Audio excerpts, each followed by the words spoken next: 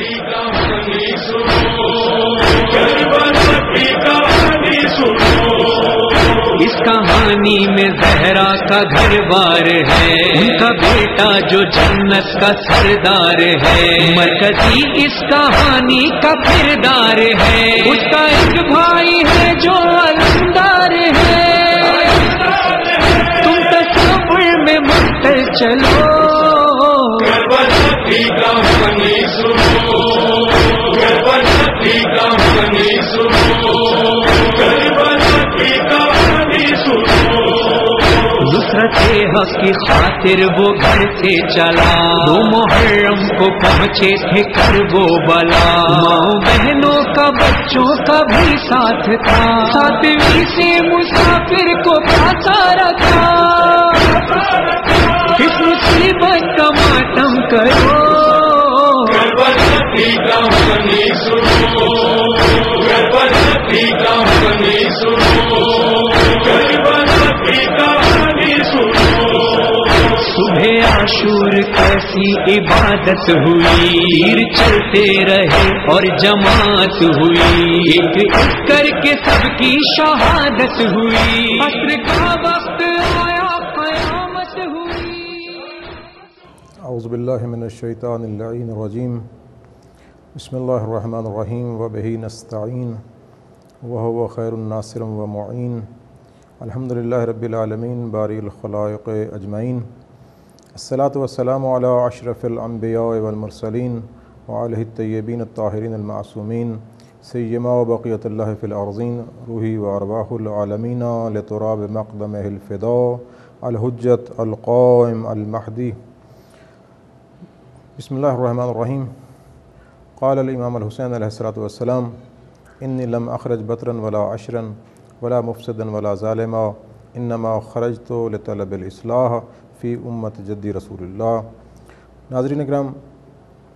محرم الحرام کی خصوصی نشریات کا یہ پروگرام جسے آپ ہدایت ٹی وی سے دیکھ رہے ہیں، اس پروگرام میں ہم ایک ادنا سی کوشش کر رہے ہیں کہ امام حسین علیہ السلام کا وہ عظیم قیام کہ جسے آپ نے مدینہ سے شروع کیا اور جسے آپ نے انتہائی عروج بخشا میدان کربلا میں روز عاشور، اور پھر یہ قیام جناب زینب سلام اللہ علیہ کے ہاتھوں سے ہوتا ہوا اور مختلف معصوم ہاتھوں میں ہوتا ہوا آج ہمارے سامنے ہے، اور ہم دیکھتے ہیں کہ اس 14 سالہ عرصے میں اس قیام کی مختلف تعبیرات کی گئیں، اس قیام پر مختلف قسم کے اعتراضات وارد ہوئے، اس قیام کے بارے میں ہر شخص نے اپنی فہم و فراست کی حد تک بات کی، اور بہت سے ایسے حقائق لوگوں کے سامنے آئے جنہوں نے یہ واضح کیا کہ امام حسین علیہ السلام کا قیام خالصتاً دین اسلام کی بقا کے لیے تھا۔ اب جہاں تک دین کا تعلق ہے تو دین کے معنی عزیزان محترم راستہ ہیں،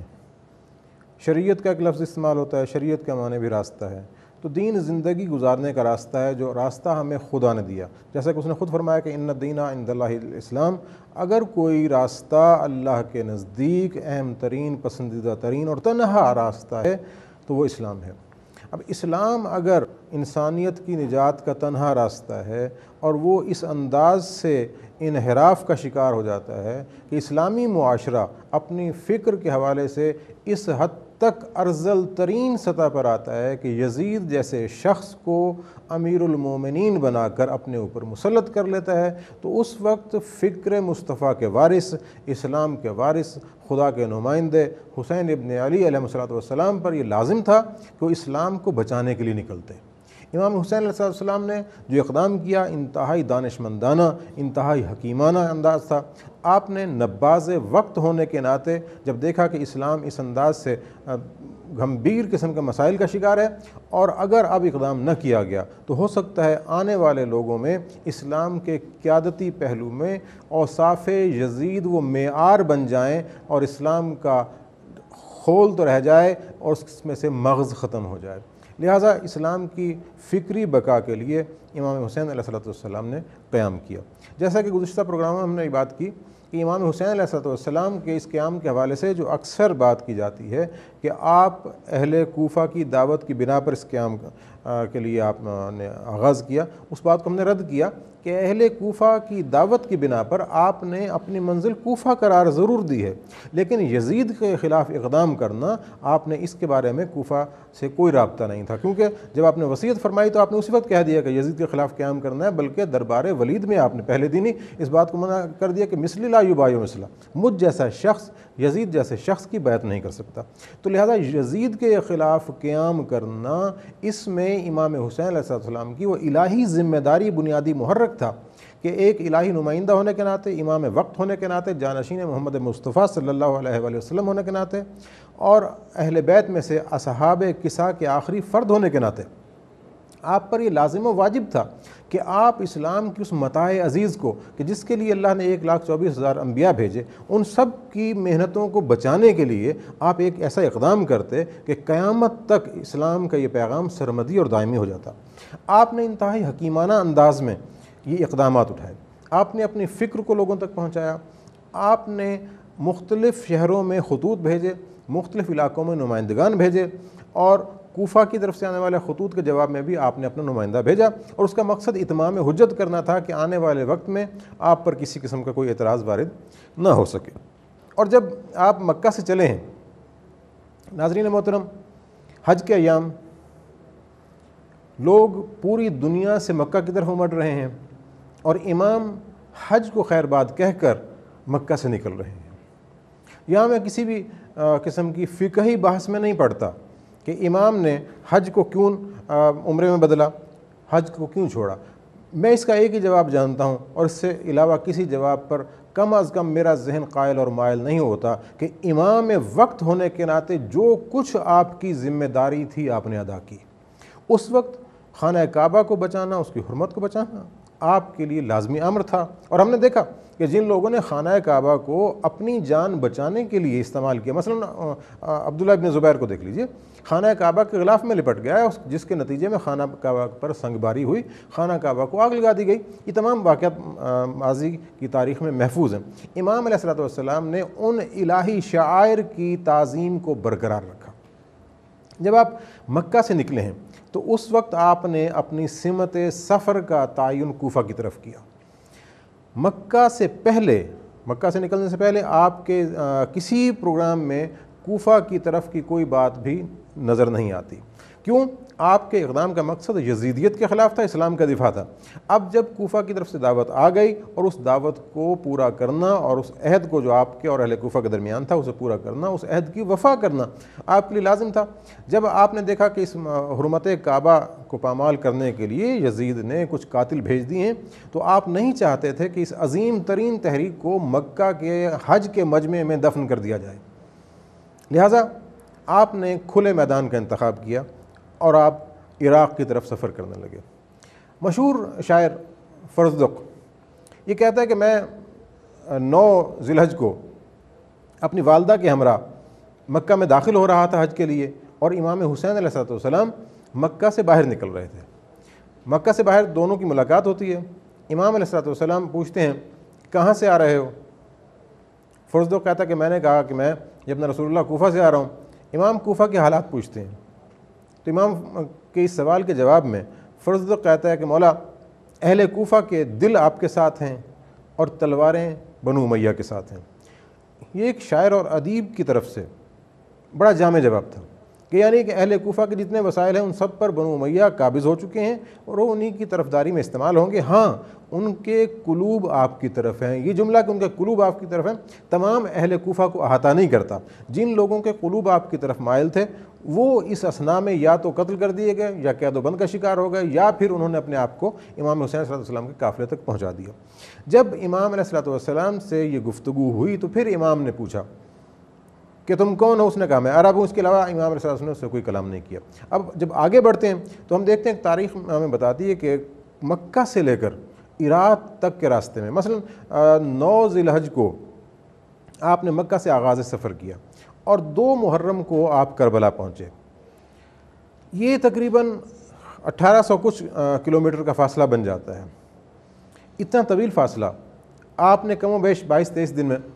طے کیا، یعنی انتہائی تیز ترین سفر رہا۔ آپ نے اس اثنا میں کوئی غیر معروف راستہ اختیار نہیں کیا، جو معروف راستہ تھا اسی کے ذریعے آپ عازم سفر ہوئے اور مختلف مقامات پر قیام کیا، مختلف لوگوں سے ملاقات کی۔ ایک اور بات جو ہم یہاں ذکر کرنا چاہتے ہیں کہ بہت سے لوگ جو امام علیہ السلام کے ساتھ ملے اور انہوں نے امام علیہ السلام سے اپنی وفاداری اور استواری کا عہد کیا اور امام کے ساتھ آ گئے، اور امام علیہ السلام نے انہیں ایک ہی بات بتائی کہ جو میرے ساتھ چلے گا وہ اس راہ میں شہید کر دیا جائے گا، ہاں اس کی عاقبت بخیر ہوگی، اس شخص کا انجام بخیر ہوگا، اور جو بچ جائے گا وہ بھی فتح یاب نہیں ہوگا۔ یہ وہ جملہ ہے جو آپ کے اس قیام کی معنویت کی طرف اشارہ کرتا ہے کہ آپ کے ہاں فتح و شکست کا عنوان دنیاوی فتح و شکست نہیں ہے، بلکہ آپ دائمی اور ابدی فتح و شکست کو سامنے رکھتے ہیں۔ آپ نظریاتی فتح پر یقین رکھتے ہیں کہ جو ہمارے ساتھ رہے گا وہ دنیاوی طور پر تو فتح یاب نہیں ہوگا، شہید ہو جائے گا، جو شہید ہوگا وہ دائمی زندگی پا جائے گا، یعنی فتح ابدی سے ہمکنار ہو جائے گا، اور جو بچ جائے گا وہ بھی دنیا حاصل نہیں کر پائے گا۔ اب امام حسین صلی اللہ علیہ وسلم جس وقت قصر بنی مقاتل کے قریب پہنچتے ہیں، وہاں آپ کی ملاقات ایک اور شخص سے ہوتی ہے، عبید اللہ ابن حرجافی۔ تاریخ نے ایک بڑا عجیب واقعہ ان کے ساتھ لکھا ہے کہ امام حسین صلی اللہ علیہ وسلم کے ساتھ جب آپ نے وہاں قیام کیا تو عبداللہ ابن حرجافی کا خیمہ بھی ساتھ تھا۔ حجاج بن مسروق جو امام حسین صلی اللہ علیہ وسلم کے باقاعدہ مؤذن تھے کہ آپ کے اس سارے قافلے میں جب وقت نماز ہوتا تھا تو حجاج بن مسروق ہی اذان دیا کرتے تھے۔ حجاج بن مسروق نے عبید اللہ کو دعوت دی، امام علیہ السلام سے ملاقات کی۔ بہرحال ایک طویل واقعہ جسے ہم اختصار کے ساتھ آپ کے سامنے پیش کر رہے ہیں کہ عبید اللہ ابن حرجافی کی ملاقات امام حسین علیہ السلام کے ساتھ ہوئی۔ امام حسین علیہ السلام نے اس کے سامنے اپنا نقطہ نظر بیان کیا اور کہا کہ دیکھو میں تمہیں دعوت دیتا ہوں، آؤ اور اسلام کا دفاع کرو۔ میں اسلام کی حقانیت کو بچانے کے لیے نکلا ہوں، میں اللہ کے پیغام کو لوگوں تک پہنچانے کے لیے نکلا ہوں، میں رسول خدا صلی اللہ علیہ وسلم کے احکامات میں جو تغیر و تبدل آ گیا ہے ان کو دفاعی انداز سے بچانے کے لیے نکلا ہوں، میں اس امت کی اصلاح کے لیے نکلا ہوں، میں امر بالمعروف کے لیے نکلا ہوں، میں نہی عن المنکر کے نکلا ہوں، میں یہ چاہتا ہوں کہ آؤ اور دین اسلام کی راہ میں تم میری مدد کرو۔ وہ کہتا ہے کہ اگر میں آپ کی مدد کروں تو مجھے کیا حاصل ہوگا؟ امام فرماتے ہیں کہ جب تم ہماری مدد کرو گے تو تم ہمارے ساتھ مارے جاؤ گے، یعنی ہمارا ساتھ دینا یہ ذہن میں رکھنا کہ تمہاری جان محفوظ نہیں رہے گی، تم اس دنیا میں اپنی جان سے ہاتھ دھو دو گے لیکن ایک ابدی اور دائمی زندگی تمہارا استقبال کرے گی۔ لیکن تاریخ نے دیکھا کہ عبید اللہ ابن حرجافی امام کی دعوت پر لبیک نہیں کہتا، لیکن یہ کہتا ہے کہ میں نے یہ گھوڑا بڑا تیز ترین ہے جو میں نے خریدا، یہ 1000 درہم سے خریدا ہے، اور یہ تلوار بھی میں نے مہنگی ترین خریدی ہے، یہ دونوں جنگی لحاظ سے بہت ہیں، میرے اس گھوڑے کا وصف یہ ہے کہ اگر میں اس پر بیٹھ کر کسی دشمن کا پیچھا کرتا ہوں تو یہ مجھے اس تک پہنچا دیتا ہے، اور اگر میں اپنے کسی دشمن سے بچنے کے لیے اس پر بیٹھ کر فرار کرتا ہوں تو یہ مجھے منزل تک پہنچا دیتا ہے، لہٰذا میں یہ گھوڑا بھی اور یہ تلوار بھی آپ کی مدد کے لیے پیش کرتا ہوں۔ امام علیہ السلام نے انتہائی خوبصورت جواب دیا جو تاریخ میں سنہری الفاظ سے لکھنے کے لیے انتہائی موضوع ترین جملہ ہے۔ آپ فرماتے ہیں کہ اگر تم اپنے قلب و جان سے ہماری مدد نہیں کر سکتے تو پھر ہمیں تمہارے وسائل کی بھی ضرورت نہیں ہے۔ امام نے اس کے اس گھوڑا کی پیشکش کو بھی رد کر دیا، تلوار کی پیشکش کو بھی ٹھکرا دیا، اور وہ شخص انتہائی بدقسمت حالت میں امام سے جدا ہو گیا۔ عزیزان محترم، یہاں جو بات قابل غور ہے وہ یہ ہے کہ امام علیہ السلام نے ہر اس شخص کو جو اس راہ میں آپ سے ملا دعوت دی، اگرچہ علم امامت کی بنا پر آپ کے علم میں تھا کہ کون کون ساتھ دے گا کون کون ساتھ نہیں دے گا، لیکن جو اس سے عظیم تر فائدہ اس تحریک کو ہوا، مثلا جن لوگوں نے آپ کی حمایت کی وہ تو کربلا میں شہید ہو گئے، اور جن لوگوں نے دعوت سنی اور حمایت نہیں کی ان کے بعد از دعوت دو پہلو میں نظر آتے ہیں۔ ایک تو یہ جب وہ واپس ہوئے تو ان کے ذہن میں اضطراب رہا کہ ہم نے امام حسین علیہ السلام کی دعوت پر لبیک نہیں کہا، اور جب انہیں پتہ چل گیا 10 محرم الحرام کے بعد کہ امام علیہ السلام شہید ہو گئے تو ان میں ندامت کا جذبہ ابھرا کہ ہم نے رسول خدا صلی اللہ علیہ وآلہ وسلم کے فرزند کی مدد نہ کر کے ایک ناقابل تلافی جرم کیا ہے۔ اور ہم دیکھتے ہیں کہ کوفہ سے پھر ہزاروں کی تعداد میں لوگ نکلے جنہیں اس جرم کا احساس ہو گیا تھا، اور وہ توابین کا گروہ اسی انداز سے تشکیل پایا، اور انہوں نے آخر کار ایک ایسی تحریک کا آغاز کیا کہ جنہوں نے حکومت کے خلاف اس انداز سے قیام کیا کہ ہر شخص جو حکومت کے خلاف قیام کرتا تھا وہ امام حسین علیہ السلام کے اسی پیرائے میں قیام کرتا تھا کہ ہم نے فرزند رسول کی مدد نہیں کی، لہٰذا اس مدد نہ کرنے کے جرم کا ازالہ ہم اس انداز سے کر سکتے ہیں کہ ہم اس ایک رات کو رات توبہ قرار دیں اور اپنی جانیں امام کی راہ میں نشاور کر دیں۔ اب امام حسین علیہ السلام نے یہ اقدام جو کیا، آپ نے تمام افراد تک اپنی دعوت پہنچائی۔ اس دعوت کے پہنچانے کا مقصد یہ تھا کہ آپ چاہتے تھے کہ دنیا کے کسی گوش و کنار سے آئے ہوئے کسی فرد کے پاس یہ عذر نہ ہو کہ فرزند رسول نے ہم تک اپنا پیغام نہیں پہنچایا۔ اور آج ہم دیکھتے ہیں کہ حسینیت کا یہ ابدی پیغام آج بھی کل عالم کے سامنے ہو چکا، ہمارے سامنے حجت تمام ہو چکی۔ ہمیں امام حسین صلی اللہ علیہ وسلم کا پیغام ائمہ طاہرین کے ذریعے، علماء کرام کے ذریعے، تاریخ کے ذریعے اور ہر انداز سے پہنچا۔ اب ہمارا فرض ہے کہ ہم اس اقدام حسینی کے ذیل میں آنے والے ان تمام اقدامات کی معرفت حاصل کریں، ان اقدامات پر غور کریں، ان اقدامات کو اپنی زندگی میں عملی طور پر نافذ کریں۔ مثال کے طور پر کربلا میں ہر گروہ کی نمائندگی تھی۔ کربلا میں بزرگ افراد بھی تھے، کربلا میں جوان بھی تھے، کربلا میں ادھیڑ عمر کے افراد بھی تھے، کربلا میں ضعیف بھی تھے، کربلا میں ضعیف خواتین بھی تھیں، کربلا میں کنیزیں بھی تھیں، کربلا میں مائیں بھی تھیں، بہنیں بھی تھیں، بیٹیاں بھی تھیں، کربلا میں غلام بھی تھے۔ یہ جتنے بھی انسانی معاشرے کے کیریکٹرز ہیں یہ کربلا میں موجود تھے، اور یہ تمام کردار ایک ہی ہدف رکھتے تھے کہ جیسے بھی ہو سکے ہم اپنی جان امام حسین علیہ السلام کو بچانے کے لیے نشاور کر دیں۔ اور ہم دیکھتے ہیں کہ ان تمام افراد کا ہدف امام حسین علیہ السلام کو بچانا تھا، لیکن امام حسین علیہ السلام کا ہدف اپنے آپ کو بچانا نہیں تھا۔ یہ دو چیزیں جو سامنے آتی ہیں ان پر ذرا اگر ہم غور کریں، تھوڑا سا دقت نظر سے کام لیں کہ تمام لشکر امام حسین علیہ السلام کو بچانا چاہ رہا ہے، لیکن امام حسین علیہ السلام دین خدا کو بچانا چاہ رہے ہیں۔ اس سے مراد یہ ہے کہ ان سب کا مقصود حسین تھے، اور یہ جانتے تھے کہ کل کا کل دین امام حسین علیہ السلام کے روپ میں آج کربلا میں موجود ہے، اور امام حسین علیہ السلام جانتے تھے کہ میرے ہر اقدام نے دین اسلام کو بچانا ہے، اسلام کی ثقافت کو بچانا ہے، اسلام کی فکر کو بچانا ہے، اسلام کے نظریے کو بچانا ہے، اسلام کے اس الہی پیغام کو بچانا ہے کہ یہ پیغام محفوظ ہو جائے اور یہ پیغام تا ابد بلکہ قیامت تک آنے والے ہر آزاد انسان کے ذہن تک پہنچ جائے۔ محترم ناظرین، آج ہماری تین قسم کی ذمہ داریاں بنتی ہیں پیغام امام حسین علیہ السلام کے حوالے سے۔ ایک ہماری ذاتی ذمہ داری ہے کہ ہم اس پیغام کو دقت نظر سے اپنے ذہن کا حصہ بنائیں،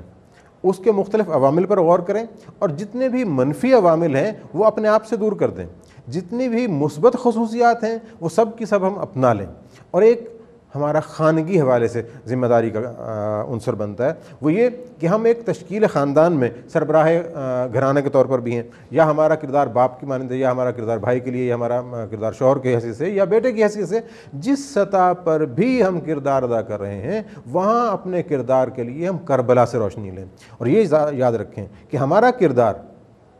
حر جعفی کی طرح نہیں ہونا چاہیے، بلکہ حر ابن یزید ریاحی کی طرح ہونا چاہیے کہ اگر ہم باطل پر بھی ہوں اور حسینیت ہمارے سامنے آشکارا ہو جائے تو پھر ہمیں عبید اللہ ابن حر جعفی کی طرح پلٹنا نہیں ہے، پھر ہمیں اپنے آپ کو حسین سے ملا دینا ہے۔ جیسے میں نے پہلے پروگرام میں بات کی تھی کہ حسین کشتی نجات ہیں، اور جب تک ہم اس کشتی نجات کے اپنے آپ کو سپرد نہیں کر دیتے، اپنے تمام امور حسین کے سپرد نہیں کر دیتے، تب تک ہم نجات نہیں پا سکتے۔ اور قیامت کے دن امام حسین صلی اللہ علیہ وسلم کے حوالے سے جو شفاعت کبریٰ کا درجہ ہے اس کے بارے میں بہت سی احادیث ہیں جس میں یہ کہا گیا ہے کہ امام حسین صلی اللہ علیہ وسلم کا جو باب النجات ہے وہ سب سے وسیع ہے، اور یقیناً ہر شخص جو دل میں عزائے حسینی کا جذبہ رکھتا ہے وہ عزائے حسینی عزائے اشک و آہ نہیں ہے، یہ عزائے حسینی انقلاب کی عزا ہے، یہ عزائے حسینی اسلام کے دفاع کی عزا ہے، یہ عزائے حسینی اسلام کی فکر کو معاشرے میں اجاگر کرنے کی عزا ہے۔ اس عزا کے لیے اس نے کہا تھا کہ ان کے بخشت بے یقینہ رو یقین، کہ وہ ہیں کہ جنہوں نے بے یقینوں کو یقین بخش دیا، ان کے بخشت بے یقینہ را یقین، ان کے از خونت بیورت لا الہ، اللہ کے رسول کے نواسے نے اس انداز وہاں اقدام کیا کہ ان کے سجدوں کی بنا پر اسلام نے نمو پائی۔ ان کے سجدوں اسلام کو دوام بخشا۔ آج امام حسین صلی اللہ علیہ وسلم کا یہ اقدام ہمیں پکار کر رہا ہے کہ دیکھو، اگر تم کربلا میں تجسس رکھتے ہو، اگر تم کربلا کی تفہیم چاہتے ہو، اگر تم کربلا کا فلسفہ سمجھ چاہتے ہو، تو آؤ حسین کے مکتب کو پڑھو۔ حسین کا مکتب رکا نہیں، حسین کا مکتب آج بھی جاری و ساری ہے۔ اور ہم دیکھتے ہیں کہ جب 2 محرم کو قافلہ امام حسین علیہ السلام کربلا میں پہنچتا ہے، اور وہاں امام حسین صلی اللہ علیہ وسلم بلکہ کربلا سے بہت پہلے ملاقات ہو جاتی ہے حر کے لشکر سے، اور حر کا جو لشکر ہے وہ اس انداز سے کربلا میں آتا ہے کہ 1000 لشکری ہیں، اور اس لمحے وہ آ کر امام حسین صلی اللہ علیہ وسلم کو روکنا چاہتا ہے۔ لیکن امام حسین علیہ السلام کا کردار کیا ہے؟ آپ اس حر کو ایسی میزبانی دیتے ہیں کہ اس پیاس سے بجھے ہوئے لشکر کو، کہ جس کے لشکری اس انداز سے بیان کرتے ہیں کہ ان کی زبانیں پیاس کی بنا پر باہر نکلی ہوئی تھیں، امام اپنے لشکر کو حکم دیتے ہیں کہ مشکیزوں کے منہ کھول دیے جائیں اور حر کے لشکر کو پانی پلایا جائے۔ عزیزان محترم، امام کی یہ میزبانی ہمیں ایک درس دیتی ہے کہ جو اخلاق انسانی ہے، جو انسانی اخلاقیات ہیں، اس سے اپنا دامن نہ بچانا، سامنے دشمن بھی ہو تو اس سے انسانی حوالے سے سلوک کرنا۔ دشمن کو دشمنی کی حد تک درست ہے کہ وہ آپ کا دشمن ہے، لیکن انسان ہونے کے ناطے اس کی حرمت ضروری ہے، اس دشمن تک اتمام حجت کرنا ضروری ہے۔ اگر امام حسین صلی اللہ علیہ وسلم حر کے لشکر کے ساتھ اتنی نرمی سے پیش نہ آتے تو شاید روز عاشور حر امام حسین علیہ السلام کے لشکر میں نہ آتا۔ حر کے ساتھ ہونے والے جو باقی واقعات ہیں انشاءاللہ ہم آنے والے پروگرام میں پیش کریں گے۔ رب کریم کی حضور میں دعا ہے کہ ہمیں کربلا سمجھنے، کربلا پر زہرا کا گھر بار ہے، ان کا بیٹا جو جنت کا سردار ہے، مرکزی اس کہانی کا کردار ہے، اس کا ایک بھائی ہے جو علمدار ہے، تم تصور میں مستر چلو، کربلا کی کہانی سنو، کربلا کی کہانی سنو، کربلا کی کہانی سنو۔ نصرت حق کی خاطر وہ گھر سے چلا، 2 محرم کو پہنچے تھے کربو بلا، ماں بہنوں کا بچوں کا بھی ساتھ تھا، 7ویں سے مسافر کو پھانسا رکھا، اس مصیبت کا ماتم کرو، کربلا کی کہانی سنو، کربلا کی کہانی سنو، کربلا کی کہانی سنو۔ صبح عاشور کیسی عبادت ہوئی، تیر چلتے رہے اور جماعت ہوئی، ایک ایک کر کے سب کی شہادت ہوئی۔